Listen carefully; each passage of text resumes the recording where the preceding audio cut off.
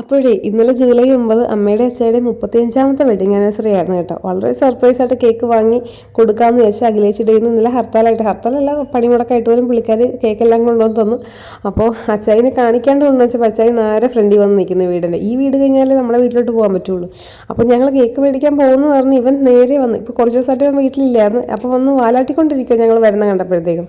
അപ്പോൾ അമ്മ ഓൾറെഡി അകത്തുണ്ട്. പക്ഷേ രഹസ്യമായിട്ട് കൊണ്ട് വെക്കാമെന്നൊക്കെ വിചാരിച്ചതാണ്. ഉഷാഞ്ചായിട്ട് വർത്തമാനം പറഞ്ഞപ്പോഴത്തേക്ക് പറഞ്ഞുകൊണ്ടിരിക്കുകയാണല്ലോ എന്ന് വെച്ച്. അപ്പം അച്ചായി ഉണ്ടതുകൊണ്ട് പിന്നെ ഞങ്ങളധികം എക്സ്പ്രഷൻ ഇടാൻ നിന്നില്ല. അങ്ങോട്ട് കൊണ്ടുപോയി അമ്മയുടെ ആക്ഷൻ ഇതാണ്. അതായത് ഇതിൻ്റെയൊക്കെ ആവശ്യം ഉണ്ടായിരുന്നു. ഇപ്പോൾ കണ്ണനോടാണത് എന്ത് കാര്യത്തിനാണ് ഇത് വാങ്ങിയത്. ഞങ്ങളതിൻ്റെ മൈൻഡാണെന്ന് നിന്നില്ല. ഇതൊക്കെ ഒരു സന്തോഷമല്ലേ. പിന്നെ 35ാമത്തെ അല്ലേ. അപ്പോൾ നമ്മൾ അതൊക്കെ അങ്ങ് കണ്ടില്ലാന്ന് വെക്കാൻ പറ്റുമോ. ഡ്രസ്സ് വാങ്ങിക്കണം എന്ന് വിചാരിച്ചതാണ്. പക്ഷേ വിട്ടുപോയി. എന്ന് വെച്ചിട്ടുണ്ടെങ്കിൽ ഇന്നലെ ഹർത്താലായിരുന്നു വേണ്ടി നമുക്ക് പോയി വാങ്ങിക്കാൻ പറ്റിയില്ല.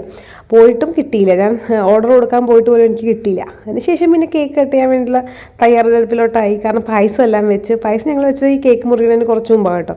ഉച്ചയ്ക്ക് ബിരിയാണി ഉണ്ടാക്കിയായിരുന്നു. അതിൻ്റെ ഒരു ചെറിയ വീഡിയോ മാത്രം എടുത്തിട്ടുണ്ടായിരുന്നു. ഞാൻ ലാസ്റ്റ് കാണിക്കാവേ.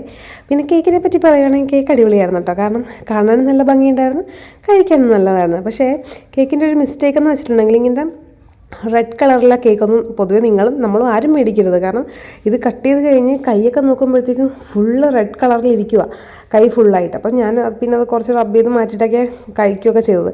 പക്ഷേ ആദ്യത്തെ പീസ് കട്ട് ചെയ്ത് അച്ചായിക്ക് കൊടുത്തതിന് ശേഷം രണ്ടാമത്തെ പീസ് എനിക്ക് വന്നപ്പോഴത്തേക്കും ആ റെഡ് കളറായിരുന്നു ഗൈസ് എൻ്റെ വായിലോട്ട് പോയത്. അപ്പോൾ അത് എല്ലാം കഴിഞ്ഞപ്പോഴത്തേക്ക് കത്തിയിലൊക്കെ ഫുള്ളിങ്ങനെ റെഡ് കളർ നിൽക്കുന്നു. അപ്പം പിന്നെ ആ ചേച്ചിയുടെ അടുത്ത് പറഞ്ഞ ചേച്ചി ഇങ്ങനെ റെഡ് കളർ മാക്സിമം ഇതാക്കരുത്, അതൊക്കെ ഭയങ്കര ഇതാണെന്ന് പറഞ്ഞത്. അപ്പോൾ ഫുഡ് കളർ ആണെങ്കിൽ പോലും നമുക്കത് ഭയങ്കര ദോഷം ചെയ്യുമല്ലോ. അപ്പോൾ പുള്ളിക്കാരി പറഞ്ഞു സോറി മോനെ ഞാൻ വിട്ടുപോയതാണ്.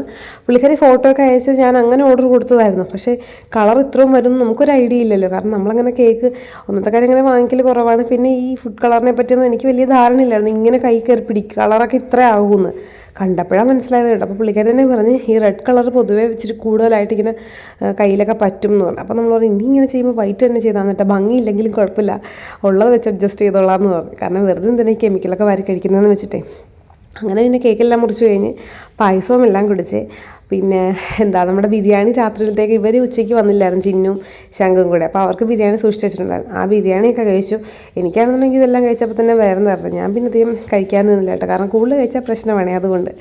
അപ്പോൾ ഇന്നത്തെ വീഡിയോ ഇത്രയേ ഉള്ളൂ. നെക്സ്റ്റ് വീഡിയോ ആയിട്ട് കാണുന്നവരെ ബൈ ബൈ.